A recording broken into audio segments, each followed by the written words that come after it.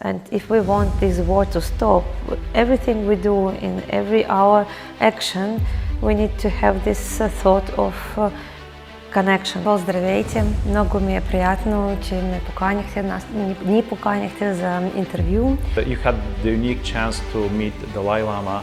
What can we do now with our kids so that they will grow without this anger in their hearts, so that they understand and that we are humans here and we are going through a huge lesson, not only Ukraine and Russia, the whole world with us now. So you felt also this experience, this love. Yeah, there's a lot of love. Yeah, generous and people very. For one side is the fear. Yeah, and then one is love. Yeah. You cannot be angry for a long time, and you understand that one day the peace will come.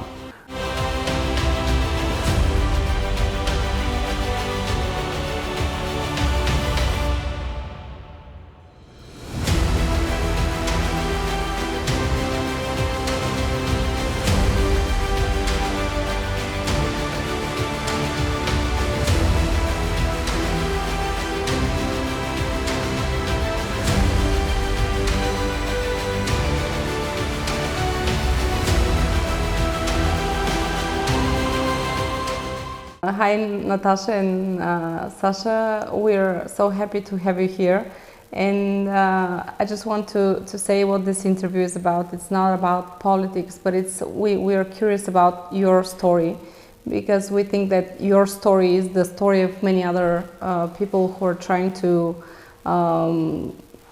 deal with what's going on right now. And in this interview, we are more interested in the inner peace as a way to reach outer peace. So maybe we can start. Thank Здравейте. you. Здравейте. Здравейте, Natasha and Sasha. I'm so happy that you are here. I'm not so happy because of the reason that you are here, but we are friends for many years. And it was very interesting for me how you decide to leave Ukraine, and what's the break point? Okay. First of all, здравейте. Много ми е приятно, че ме поканихте, ни поканихте за интервю. And I think this is important to share real human stories, and our stories is one of the many, and I think we have now millions of stories, many millions of stories. Every family has a story now to tell, and we are happy to share and spread our feelings and our thoughts, and hopefully it can be our investment in the peace in the whole world. Yeah, thank you, Ivan. Thank you, Irina and Peter, for inviting us. I think it is very important to share with the experience we already faced and our feelings and emotions, and in order to understand what is behind these political decisions and maybe some ideology. So I think our conversation will be around these topics and how to think, how to reflect on the situation, what had happened, and how to prevent such a situation in the future. Yeah, thank you very much also, and that's why we're so curious to trace a deeper conversation about what is going on, because there are lots of conversation, but every family, every human being is asking himself, what does it mean for me, how I can contribute maybe to peace and all that stuff, and that will be very interesting to explore in this conversation. I want to start with the story. I came back from the United States, where I was on a business trip just a week before the war started, and we had just our ordinary life. Our friends from all over the world, from Israel, from the United States, they started to call us on everyday basis. Let's say starting, a week before, and they were saying, please leave the country, we know that it's going to be very difficult, and you have 4 kids. But honestly, I mean, being inside, yes, we felt the pressure, but you know, when you are in your everyday life, on Wednesday, I have a very, very busy day. I was in our school, I had meetings with the teachers, we discussed how we will implement a new program in English language for our kids. We discussed, I had a telephone call with the parents, and we discussed the success of one boy in an English language. So, I mean, ordinary life with everything you have, you know, and on Thursday we woke up at 5 o'clock in the morning when we heard this boom, and that was a bomb, and the first words that we said was, it started, you know, it started. That's the moment you experienced it for the first time. I think that the most frightening thing that happened to me in my life, because it's a night time, your kids, they sleep peacefully, and you hear this just noise and explosions, and they are repeating. In half an hour we had 5 explosions, and what you do, and Sasha, we were together just nearby and touching, hugging each other, and we opened Facebook, and on the Facebook you see all this, because first you don't want to believe. You said, you know, sometimes you have explosions, you don't know what they are, and just you open Facebook, and all your friends, they say, it started. In all the cities, Kharkiv, Odessa, it started, guys, it started, guys, it started. And I'm saying, and I have my goose skin, that's, I think these are the moments, and these are the minutes then that you realize that this is the end, or maybe this is the beginning, but definitely it's a new life. And but it's the end of the old life as you knew it. That's immediately realized that something terrible already happened, and what will be the next, nobody knows. And there's like mixture of panic and anxious, and you cannot breathe, you do not know what to do, and there were some thoughts about whether we need to collect all stuff right now and move, and then you think that you're not the only one, and there'll be traffic jams, and then the car can stuck, and then we decided to stay. And even I started the day as a normal life, and I had Zoom meetings with the colleagues. We decided the day that we will not go to work, as Natasha said, that you kind of your brain thinks the old way, like there is another, it tries to process and but again you have this inertia, and then we had a meeting, and I realized that doesn't work. You cannot think about anything else. And then I started to call to friends, to 1-2 friends, and I realized that my full tank is empty, even if I decided to go somewhere. And I already knew that there is a queues to the gas station, and to the bank, to the cash machine, to the department store. So, and that was like very terrible situation. I couldn't cry for maybe 4 or 5 days, you know, when you have this freeze inside, and it's 3 reactions, you know, like run, freeze, or fight, and then we choose run.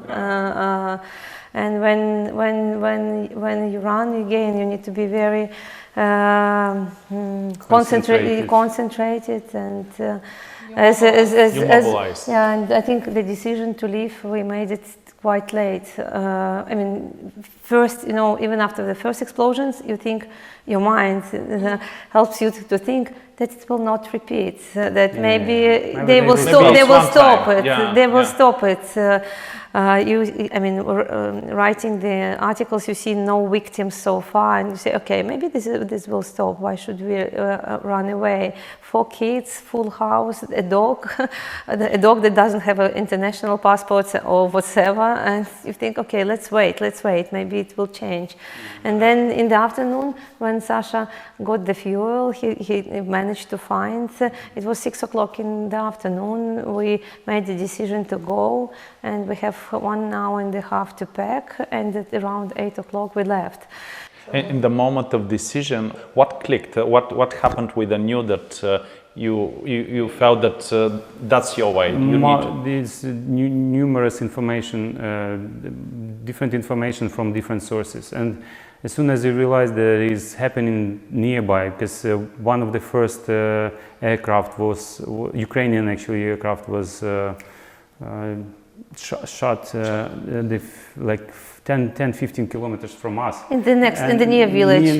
Like in a few villages from us. A huge aircraft fell down, and I realized that it can happen somewhere here where my kids play, and we do not have a basement in our house.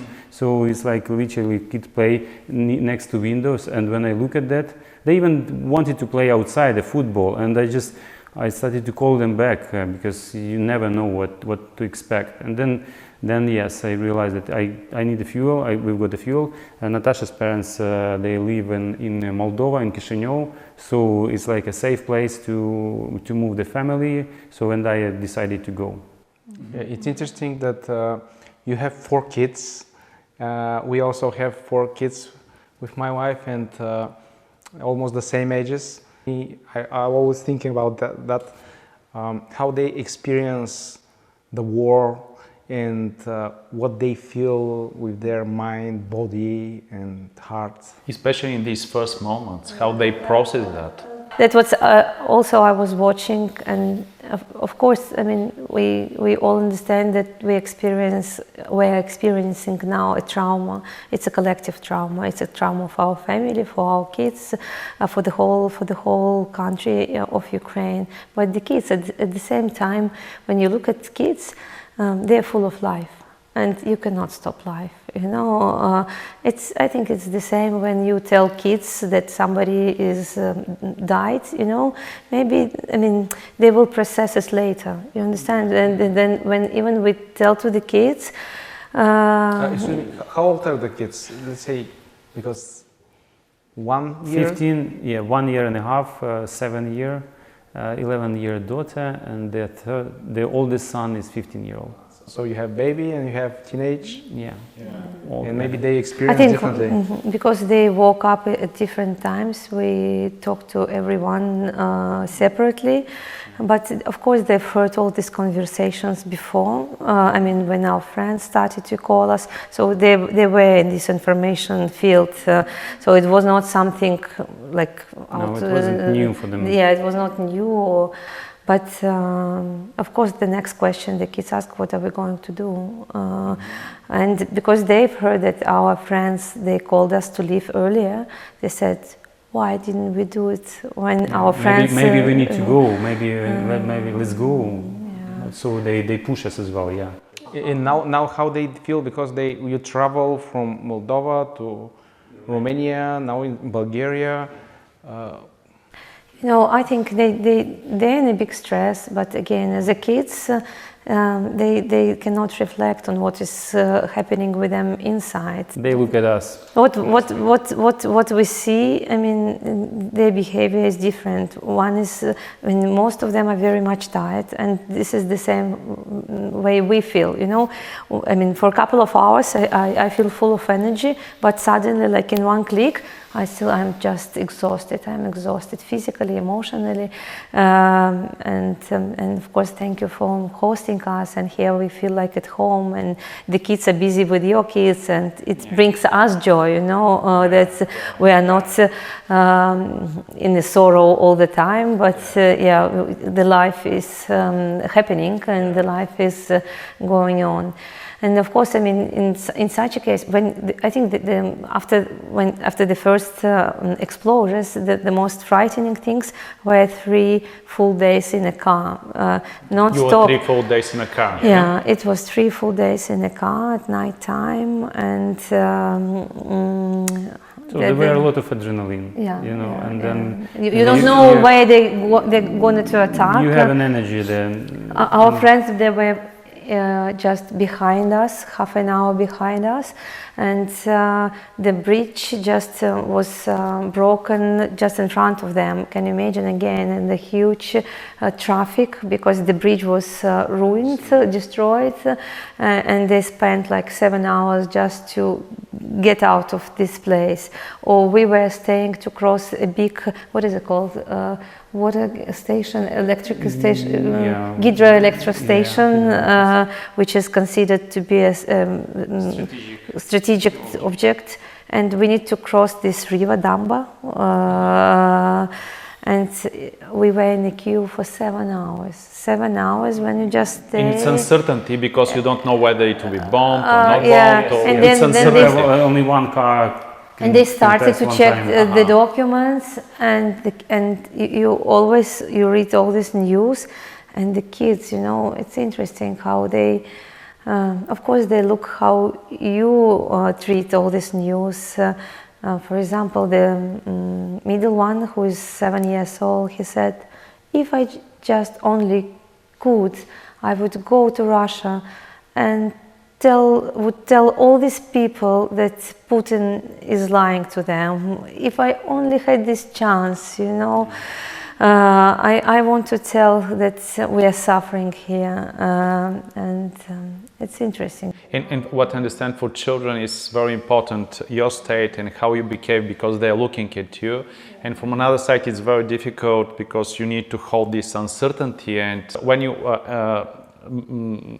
succeeded and you came to the border, was it easy? No, the border was the last stressful moment, but because when we reached the border, the border we chose for some reason, that was the very small border, and there were no queue at all. But we reached it like at 2 o'clock at night time, and because of the what is it called, the hour when commandant hour, the special hour when you cannot be on the street. What is it called? When they introduce like a curfew. Yeah, it's like forbidden to be in the public spaces. And, in the wartime, they do this hour when you are not allowed to be outside. You don't allow to have lights in your houses. So we reach the border.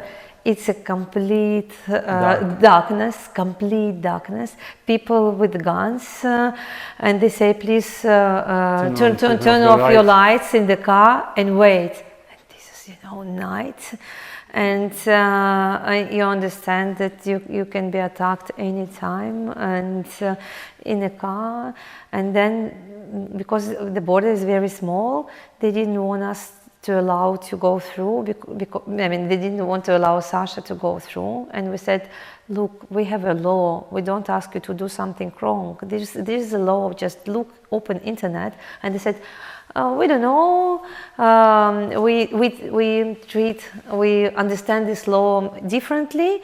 We understand that this man should be on his own with the kids, so it means that you should be divorced. We said, no way. You need to please call other borders to find out. And they said, why did you come to us? So they didn't want to take the responsibility to let us through. And they said, go to another border. And we said, we cannot go to another border.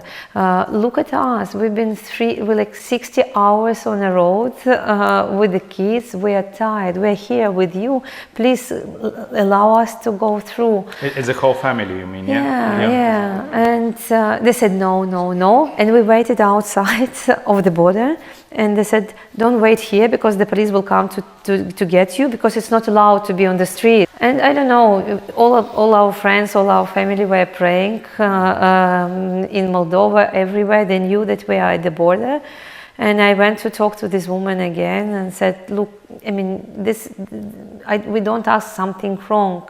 Just, you're a woman and I'm a woman. I have 4 kids now. They're hungry, they're tired, they're stressed, they're frightened, scared. Please let us go. I don't know what happened inside. They said, okay, go. And that was amazing. Yeah, I think that's only because we were not arguing to her, we were not shouting, you know, again, it's just human to human. Yeah, and it was allowed for the father also to go when there are more than 3 children by the law. By the law, yeah. And after that, all our friends who followed our way, they went through this border and without any problem. So we said, okay, we are happy that we were the first who opened the doors. Yeah, and because you know that there were huge queues on other borders, and people, for example, our father, he stayed for 70 hours at the border. It's more than 3 days at the with the Polish border. And this is another thing when you are separated with the family. And this is our next challenge to get together. I mean, when you make a decision, and at this time of stress, you know, everyone made their own decision. And now our father is in Poland, our brother, he's in Germany, and so we're all like in different parts of the world. And I still, you know, what my thoughts were that all that was happening is like in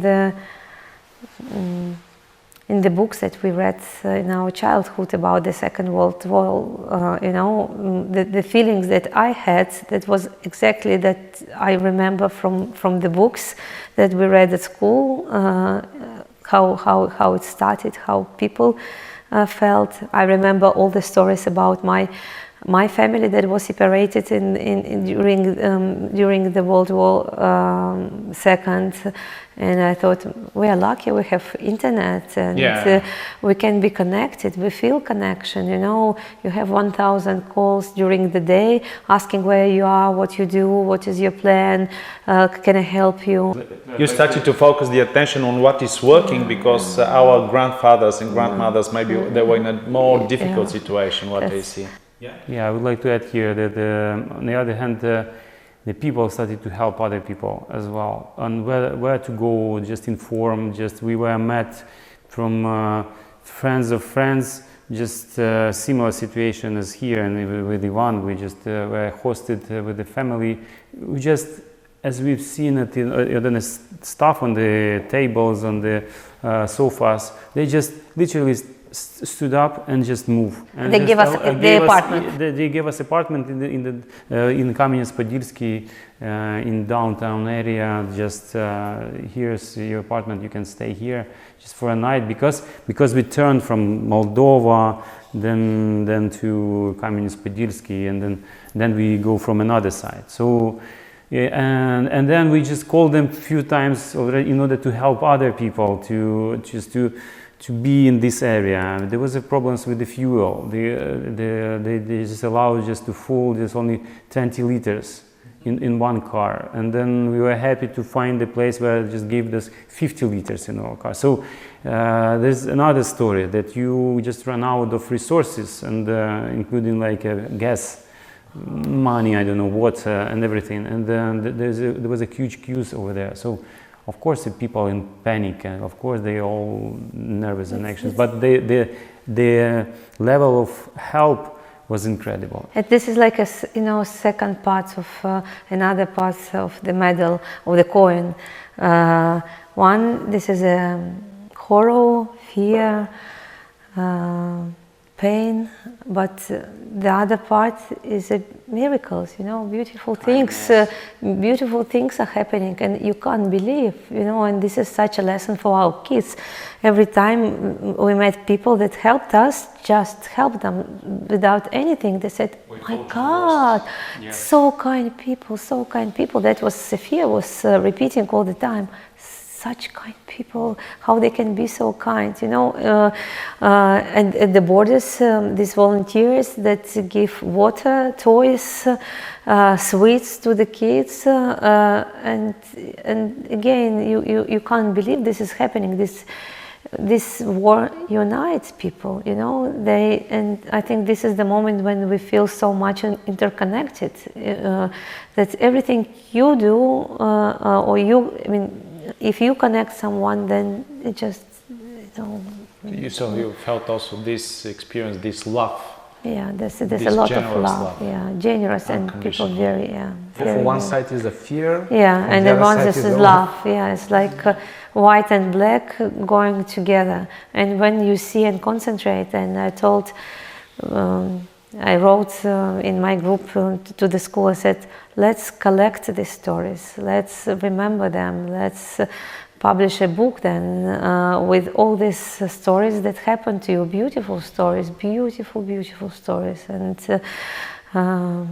your heart, you know. At the same time, my biggest fear is, or maybe my biggest concern, what we can do now, not to allow the hate fill our hearts, you know, because, you know, especially on the second, on the third days of the war, you see your friends, which are very grown-ups and mature people, and their posts are full with hate. But maybe this is a healthy, I would like to add here, because I have a little bit different. Yeah, but okay, I'll continue. So but again, anger and healthy anger is okay, but how we as a nation or as people, as a family, what can we do not to keep it? I mean, how we can see, how can we see a bigger picture? What can we do now with our kids so that they will grow without this anger in their hearts, so that they understand and that we are humans here, and we are going through a huge lesson, not only Ukraine and Russia, the whole world with us now, just going through this lesson. It's interesting for me because you share your feminine energy, but sometimes with masculine energy is a little different. It's not so easy to relax and to say, okay, let's see. So what's your perspective? We want to protect the family. What is the masculine perspective?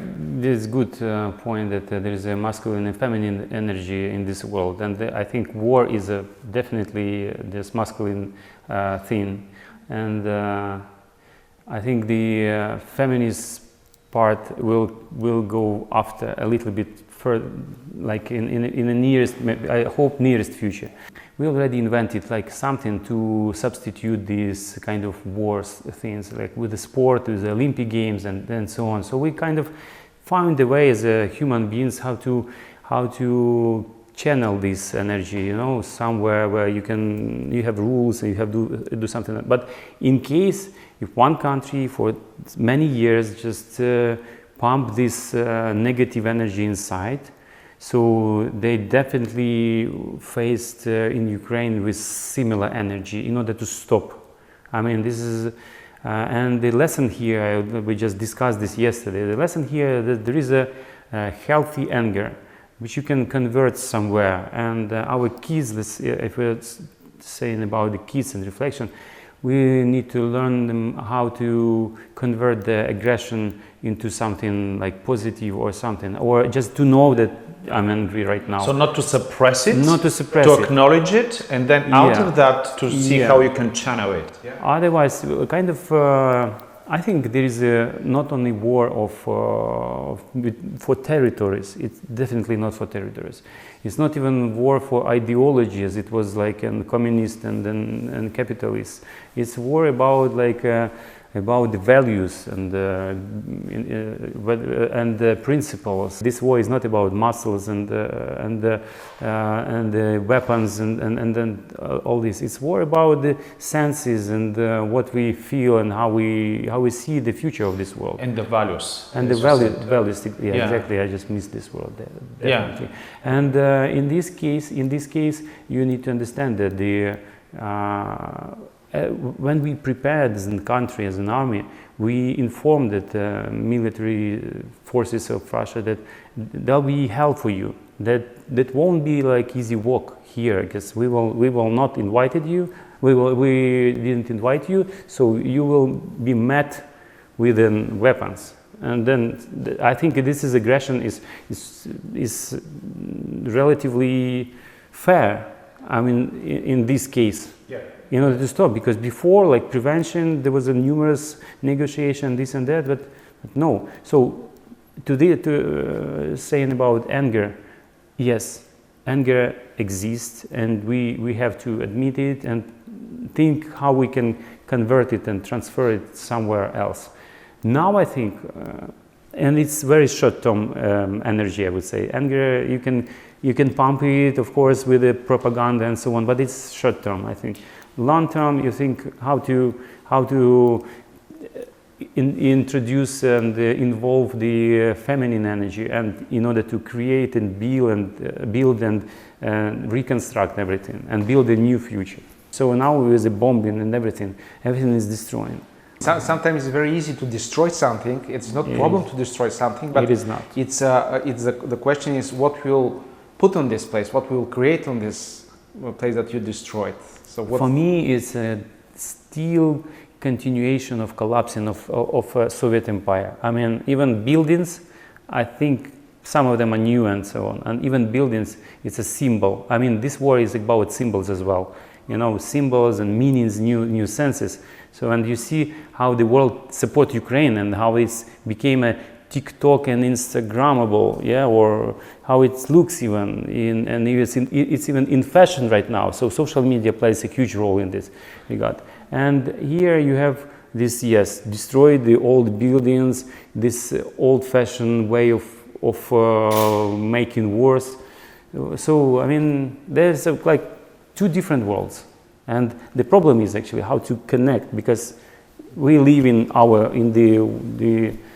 this world all together. And the bigger message is how to connect, and again, because what we'll leave as an example to our children, because I know that can you say a little bit more about your work, because you're very related to, you have, I think, a school, and there were lots of children you had lots of advanced teachings in your schools, and at the same time now all the schools stopped, yeah? So what's happening with your work? You work for the future with education of children, and now what was the... You know, that interesting thing that the brain works like the way about something about the past and a little bit about the present. And only like 2 days ago we started to think about what's the next step, what is the future is, because we are in contact with our colleagues, and some of them left the Kiev, some of them stay under bombing in the shelters and in the basements. So we cannot speak about work with them, because they just text and then she say, "Oh, we have to run to the shelter. We have a bombing." So it is impossible to talk about. So you just connect as humans and keep this connection. We're not. It's not possible to talk about the future right now, and even when we're out of the country, and the far you go, it becomes a bit easier, because you see the life and that everything continues, and you start to have your routine, and it makes the life easier. But at the same time, when we talk about the higher level, how to look at the war from a different perspective, from not only egocentric, but from the world, from the universe perspective, and so we are able now to talk on this level. But if you just turn around and think about people that are staying right now in Ukraine, that they just were cut off the world, because some cities, for example, our good friend is near Kiev in the basement with 2 kids, with no electricity, with no connections. We cannot get in touch with them because their phones are off, with some food and nothing else, and only bombs and tanks are around. How can you talk to them, or how you can allow your mind to think even from a different perspective? You just go down to that level, and where the anger and where the fear and where the hate is. And of course, I mean, it will take time to many of us to go higher and to see it from many other perspectives what it means. And even I'll tell you for myself that there is a big movement in education which is called humane pedagogy, and I am in a huge group of very spiritual people that care about education, and education from a different perspective, and who all their life they develop themselves, they invest in their personal development, and most of these people are from Russia and ex-Soviet countries. And when the first days it happened, of course, all Ukrainian members of the group started to make posts and photos and videos. And the people, I mean, who are mediators of the group said, this group is not for politics. And the fight, the fight happened. That only just add some oil. No, the fight happened in the group. And I had also a big pain because I wanted them to acknowledge that there is a war, you know, because all these enlightened people, they were trying to escape. I mean, they didn't want to, maybe from their level, again, they said, okay, let's pray, let's do something. But at that time, during the first, I hated them as well, you know. I didn't want their praise. I said, why are you praying? Go outside, talk about Ukraine, support us, just acknowledge that there is a war. This is a real war. We are suffering. And when you're at this level and somebody is telling you, let's pray or let's do a collective meditation, you don't want any meditations. You understand. So this is I'm trying to say that, of course, when we meet each other at different state of our mind, and sometimes it's very difficult even to understand each other what you need at this current moment. And does this mean that the meditation doesn't help? Or, no, of course help, but you don't want at that point. I didn't want such a help from them you need a different because this level is a of help. group where you usually in your ordinary life you get a lot of resources which very inspiring. These people, when you meet them, I mean, we grow together spiritually, but at the moment when you need help at a different level, you want them to acknowledge that something bad, catastrophe, human catastrophe is happening, and they say, let's meditate. No, it's not because you don't want to meditate. I think, yes, here meditation requires some silence and calm inside and so on, but you are in the mode when you need to do something, like when you cannot even think about relaxing, you know, even your brain focus only on actions. And I can see that it's more like you need more like a samurai spirit. You are in the war, but it can be, we can call it maybe meditation in action, but not just this relaxed meditation and all that. But you need this samurai spirit where you need some peace inside because you know, in order to be adequate. Because what will happen if you're just scared? It's nothing. You need this samurai spirit, but then you need action. Yeah, and I would like to add here that there are some different layers of the same issue.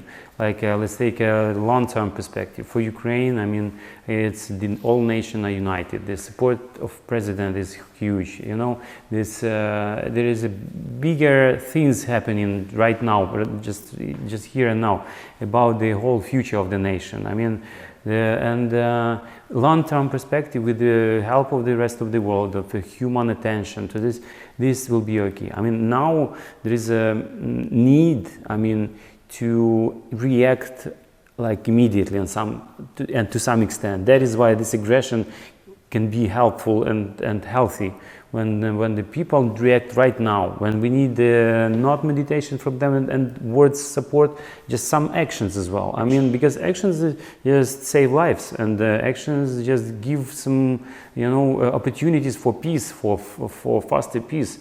Action is the meditation now. And I would say that love, it's not only words. Love is also action. And love is action. And if we used to say to each other, oh, we love each other, so where is the love? Sometimes love is the action. What actually calmed us a little bit down, the meditation from one of our teachers of meditation. He just was outside of Ukraine and just started, let's calm down a little bit. We need clear focus, and we meditated for 10 minutes, and it was guided meditation from his side, like this already happened, so you need to have a clear mind, so focus on important things and this and that, and it was really helpful. So it's interesting how you see this interconnection between inner peace in action and outer peace. I'll give you some examples. You know, now with the kids, of course these are difficult times that we are going through, but still there is a lot of irritation inside of us, a lot of concerns and worries. And now when we start to fight with the kids, or the kids they fight between themselves, what we are trying to tell them, that now we all need to think about the connecting energy. So when we fight, when we are not happy with each other, that's everything that disconnects us. And if we want this war to stop, everything we do in every our action, we need to have this thought of connection, of connecting to each other. Thought and action, yeah. Thought and action, yeah. You said something very interesting about the families. In order to transform the energy of war, the key question is how we can transform if there is energy war in our families, with our kids, we as a parents, and how we can transform it into a more peaceful energy. And then from that place also support whether Ukraine or people or friends. I think it is very important to reflect on what is happening right now. I mean, to talk about this, because the kids and definitely can see the pictures and they do not understand what is going on, and they just listen to the adults. Now it is time to talk about the wars and why it happened, what causes the war, what is the deeper reasons for that. Is it just territory, or is it this willingness of one nation to live independently from other nation? Different perspective that I think is a very good context to think about this. How we can grow our kids without this anger to other nations, and then how to explain them that it is better to solve solutions like in the peaceful way, and then let's fight on the fields of football fields, and there is some other channels for your energy. Go for boxing, I don't know, hunting or so on, but not for people, not for kids, not bombing cities and villages. It's like now it looks, I think it's looked very weird in nowadays world just to see this. In 2022, yeah. In 2022 to see these solutions to some problems, let's say. You said, it's very interesting for me to just briefly go back to this moment. You said that you heard the bombs, but somehow the mind doesn't want to believe it. And and you stayed, and maybe this happened to many people, and it looks from outside, it looks like people didn't believe that Ukraine will be attacked. So what was going on in this moment, right? If you can just bring us back to this moment. There are bombs, you hear the explosions and everything, you feel the fear, but still the mind is telling you maybe it's just one time. I think that the human nature is about believing in good things, and you always have a hope. And another thing that you need to be very adventurous to make such decisions. Or either you have to have money and you understand that, okay, whenever I go, I can support myself and my kids.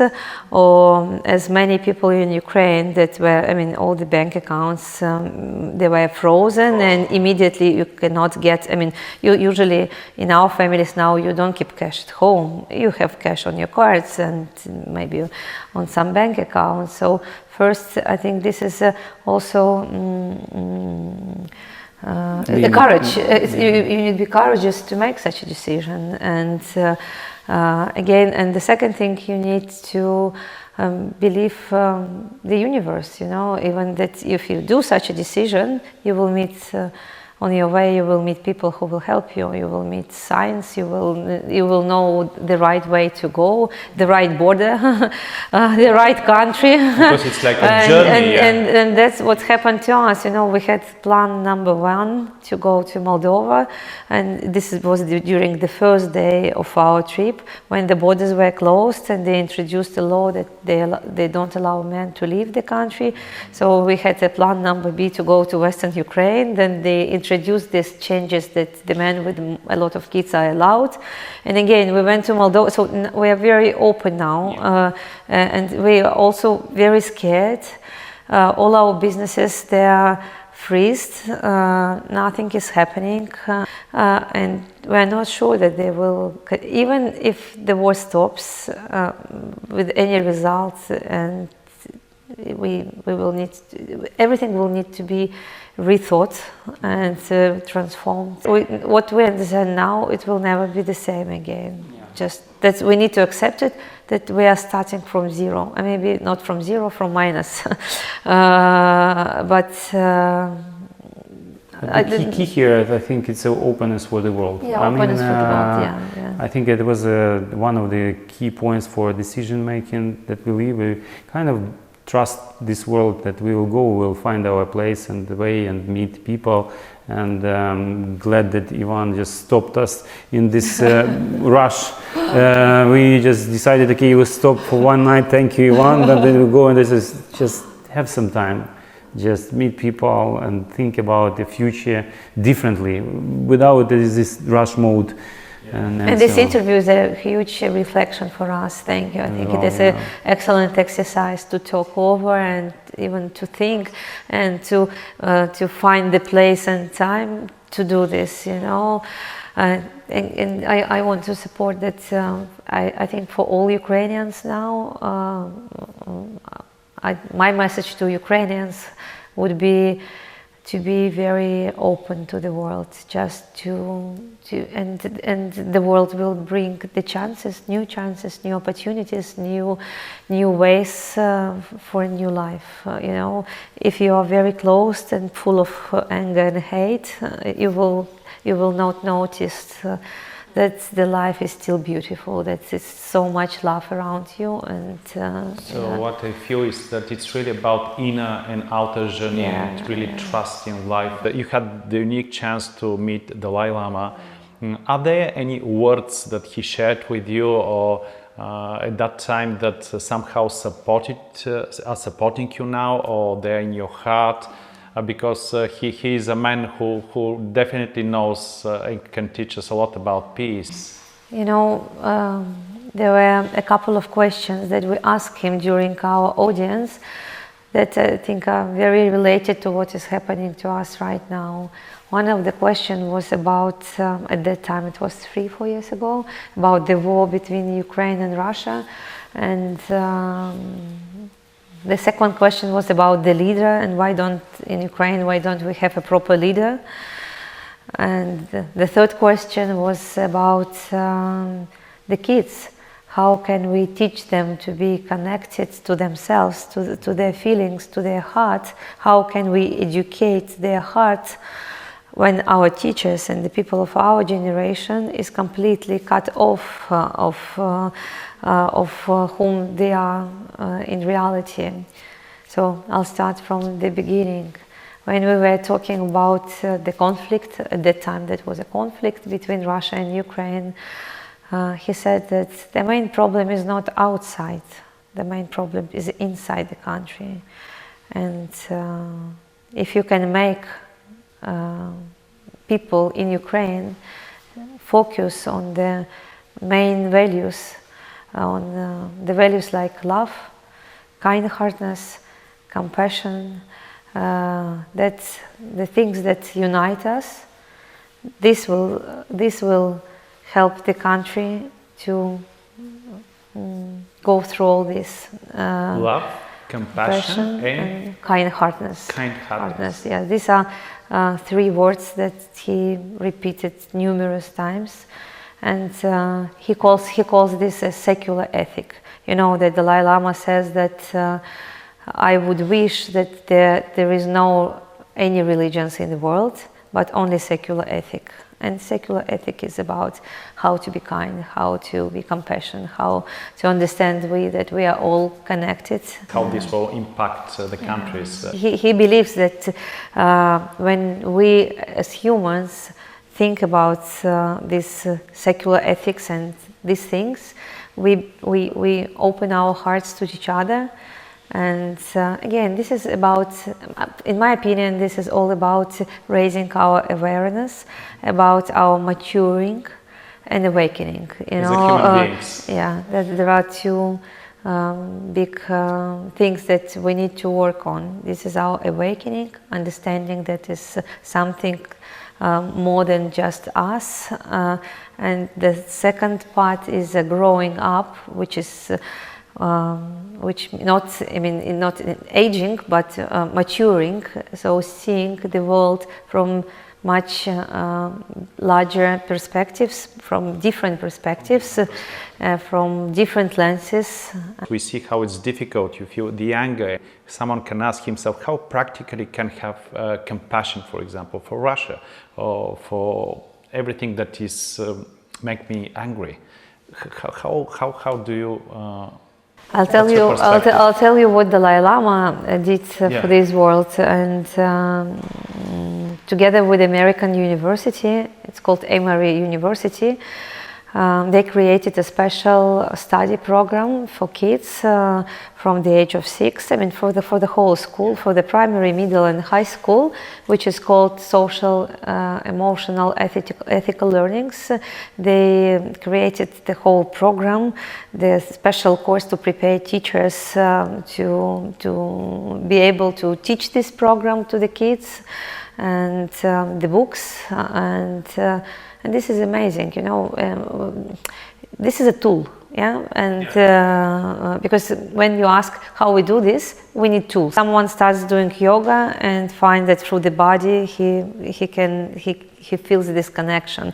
Somebody starts meditation, and through the meditation he opens up. And with the kids, you know, every time, because my awakening started maximum 10 years ago, and this is another story, but every time when I found something in myself, when I became closer to my real inner child, I was asking myself, what do I need to do? How do I need to teach my kids now for them not to take another 30 years to come to this moment?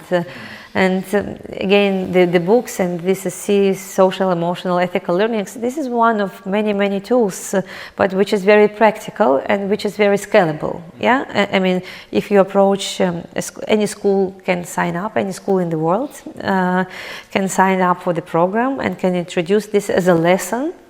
So in our school, we had this lesson for every child once a week, and you know, there is the focus, there is an energy, yeah, and if you focus and you talk to your kids about compassion, about how to be grateful, about their body, about their feelings, and about what is above their feelings, about their needs. And when you explain them that the feelings, the number of feelings that we all have as a humanity, it's only, you can put them on one page, they're not more, and the needs, they're universal. And when you teach kids these things, and this is a focus of the family or of the school or all together, I think then the changes are happening, not very quickly. So one thing I see is that through schools and through teaching our kids, and of course teachers need to be like role models on that. But very practically now in this moment, how is it possible to have, let's say, a compassion? Because someone says, okay, I can compassion in a peaceful time, but how you can be compassionate in a war? Or when you see that someone is attacking you, how can you be compassionate to him? And at the same time have clear boundaries. And still take action. Compassion. And still take action, yes. Yeah. It's not just meditating, as you said. I think when you think long term, you cannot be angry for long term. And you understand that one day the peace will come. I mean, received this on the Bulgarian border. The spring already came. Martins, spring already came. I mean, peace will, the war will end with peace always. And thinking about that, you do not. I think I personally do not mix everything all together. I understand that there are like different levels. Here is the war, but there will be the peace. And there's, I think, the kindness and this kind of feelings. They are with you, and you can nurture them somehow. Nurture them. And think about them. Why I'm so angry. And we discussed this with Ivan, that there's. We are all peaceful people, we are all warriors, but we are all together. We need to find out how to balance between these two parts of us, and how to, as soon as we understand that we do something wrong, you can have these instruments to stop you, to think about, to be conscious what you do now, and how it affects other people and so on. So, it's about nurturing. It is not something that you can make order on, you know. If on a deeper level we feel that life is not against us with whatever is happening, but life is for us and is supporting us, what do you think is and what do you feel on a deeper level? What's the deeper message of life? How life is supporting us even through all these terrible events? You know, I read a lot of political experts and political psychologists and the coaches on the whole situation, and how this situation helps Ukraine to move further and to move on a second level, or like higher level as a nation, as a country. Because this is a kind of the moment when what is it called, this moment when you catharsis, or when you just the new nation is raised. I mean, despite this terrible war and deaths, I think there is a clarification, and this is the life, and we cannot just hide from that. We need to think about how to prevent the future wars, and how to end this war with less damage and less people's death. What is the biggest lesson? And what's the biggest lesson from because you how said do you that there feel is it? a big lesson that we are all learning here. As a humanity, I mean, as a humanity, Ivan. Maybe there are many lessons, but it's squeeze it to one. You know, while Natasha thinks, and I think that the civilization and Russia and this kind of aggressive energy already lost. It's obvious. I mean, there is no further development of that. I mean, it should be stopped somewhere. And with Ukraine, with the rest of the world, it doesn't matter. But the new world still think how to win, and there is no winning point yet. So there is a huge gap between how this world will win and what will be lessons we all learned afterwards. It's the 21st century now, and people are talking about technology and progress and businesses and robots and flying cars and things like this.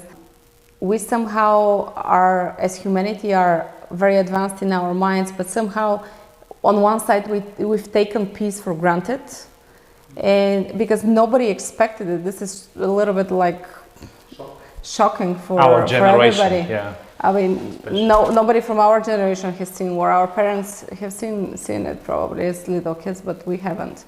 And the other part of it's like the same question, but why in the 21st century there's still wars, like on a deeper level? Because there is something in the consciousness that it seems like it hasn't been processed. You know, we are very advanced in our minds, in engineering and technology and everything, but there's something deep down that's still happening, because there are wars everywhere in the world. It's not.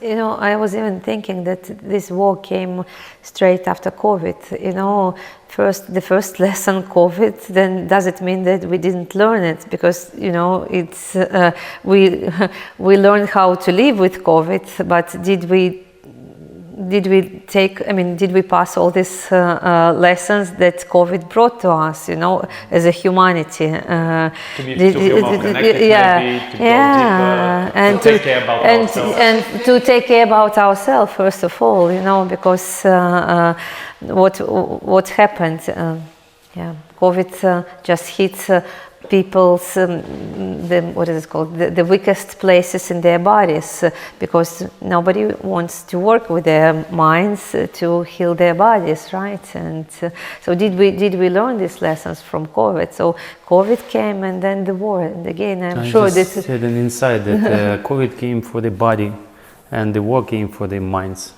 And now we can have to think about how to combine everything, how to be aware of your body and how to integrate them. How to integrate them. The people that were so much suffering with COVID and so many people died, you know, it just showed, for example, to me that you cannot postpone what you're saying to get cleaner or to clean your soul.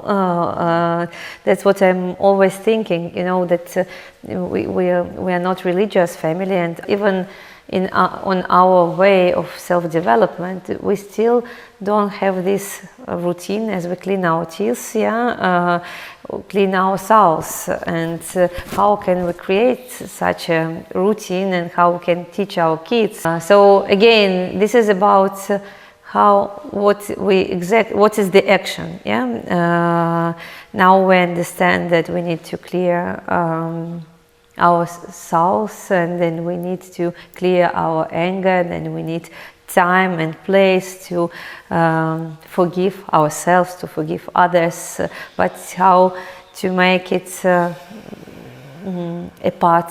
real part of our life, not only during the retreats.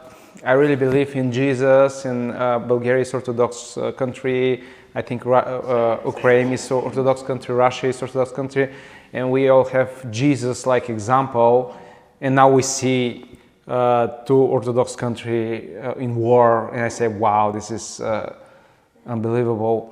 And what is the evolution? 2000 years ago we have this example, and now we have war. And what about evolution? What's the reason? Yes, it looks that like we didn't no learn the evolution of lessons. consciousness. It's just no evolution of consciousness happening. You know, it looks like really like backward move. Yeah. I mean, and the reasons. Okay, I think reasons in this two attitude to work, in supporting authoritarian like a model of the state. When somebody is responsible, paternalistic way of thinking, and then okay, we will do what others say, and independent and networks, as Ukraine shows now for the rest of the world, in army and territory defense forces in this society, and even from us, we work and helping with the food, with everything to the country. I mean, in networks are stronger. It proves that the evolution works, but again, there should be transition, and how to transfer this, like big countries with this hierarchical power into these networks of people, relationship, trust and beliefs, and these kind of things. Not just so this is important. I think it takes generations. I want to add that for COVID, again, getting back to COVID. For me, the biggest lesson is that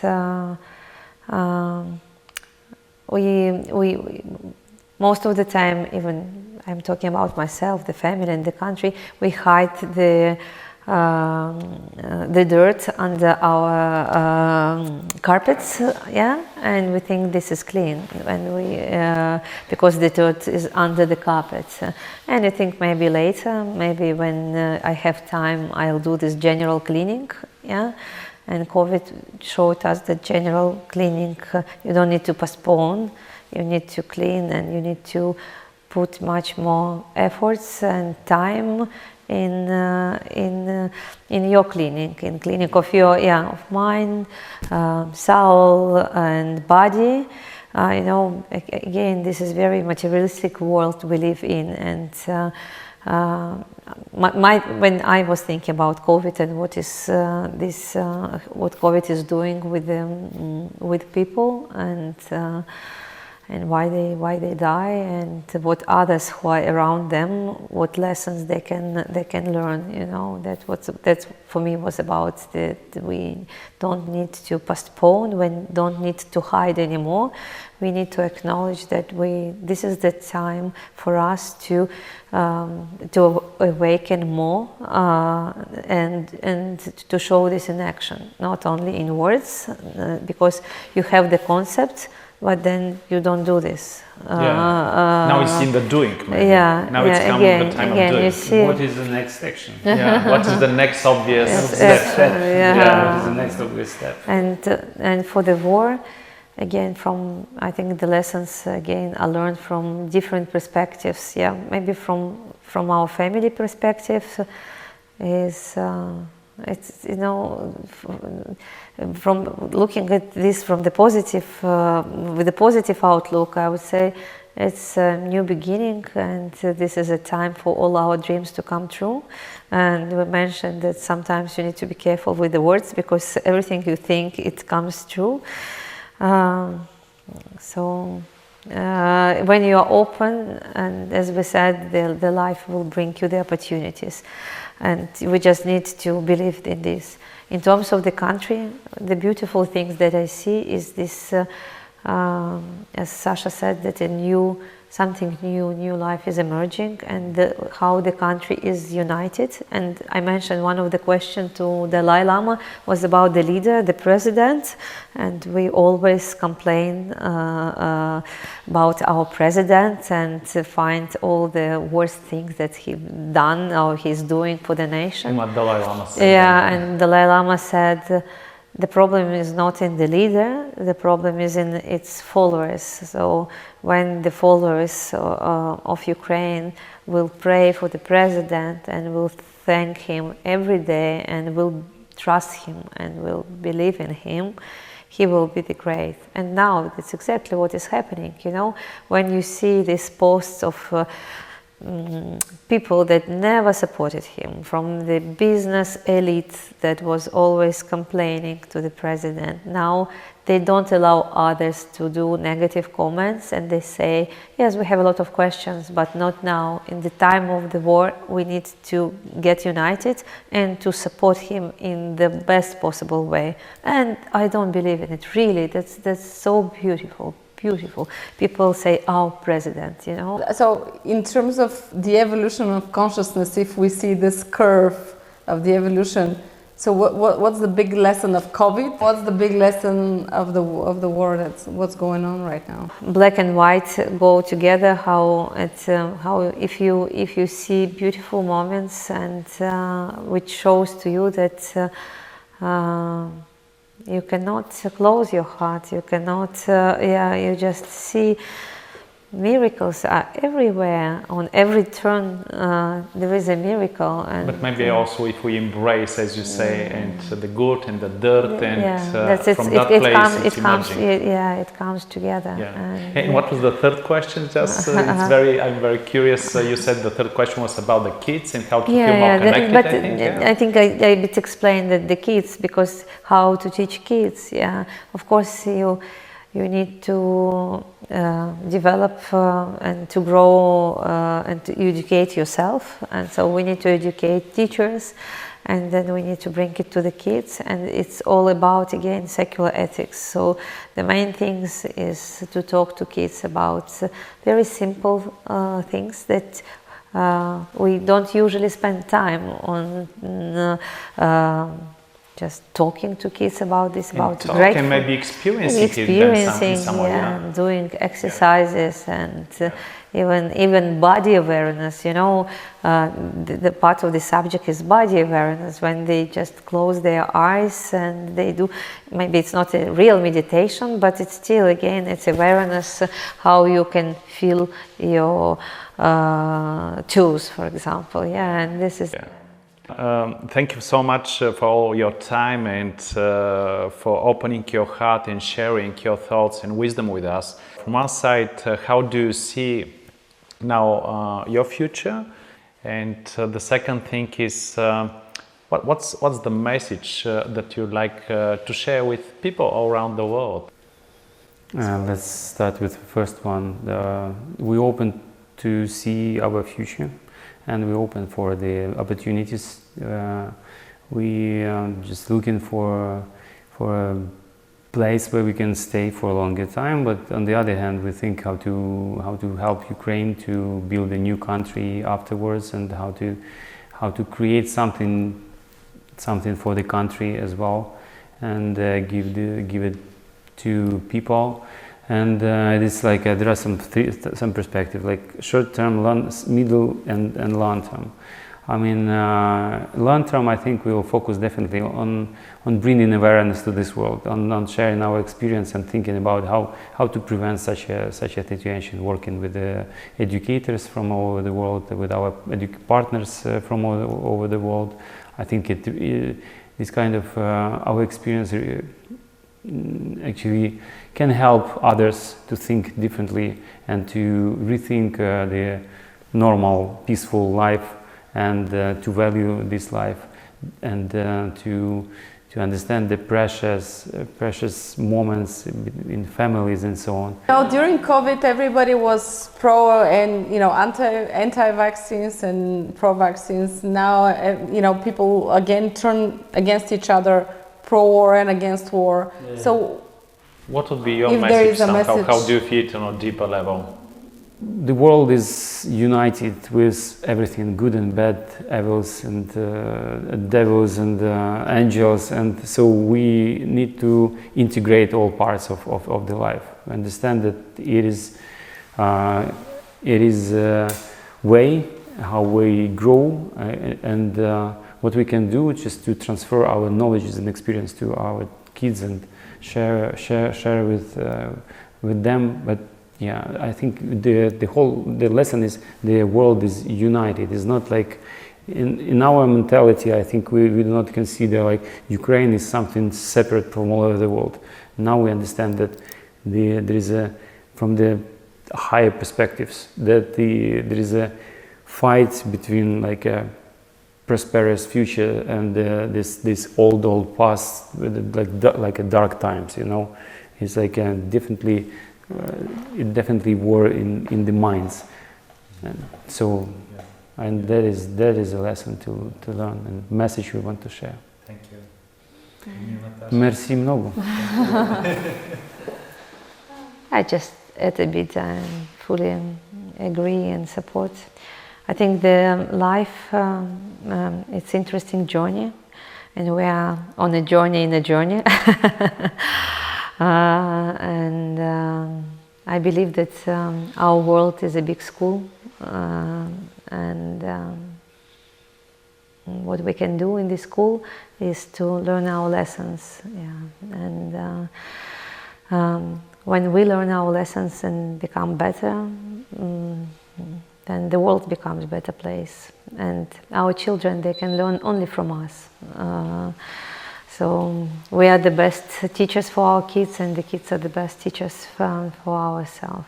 So my message is to enjoy this journey and not to postpone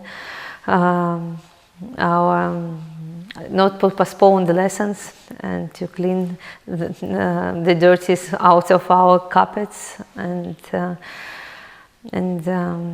all these days I'm thinking about the generosity of people in this world. So I would ask people to continue to become generous, and just know that all this good, it will come back. This is universal laws that we all know, and when you open and share, you know that one day it will definitely come back. I think that children, they show us what's the future, because when I see my children playing with your children, sleeping together, I hope that this will be the future, and we all will respect life, and let's see what the children make. So this is. And what I see is that the key question that I need to ask myself is really, what are the lessons I need to learn, how I can contribute from that place, and act upon it. So thank you really for your time. Maybe for me the biggest lesson is to not to expect peace from outside, but build it from the inside first, and then take it from there. And thank you very much for this interview. So that allowed us all to reflect on this and really see not the war as black and white as enemies, but go to a little bit deeper conversation, because it seems to us that this is the kind of conversation that the whole humanity needs right now in the 21st century. Thank you very much. Thank you. Thank you. Peace and love. Thank you. Thank you.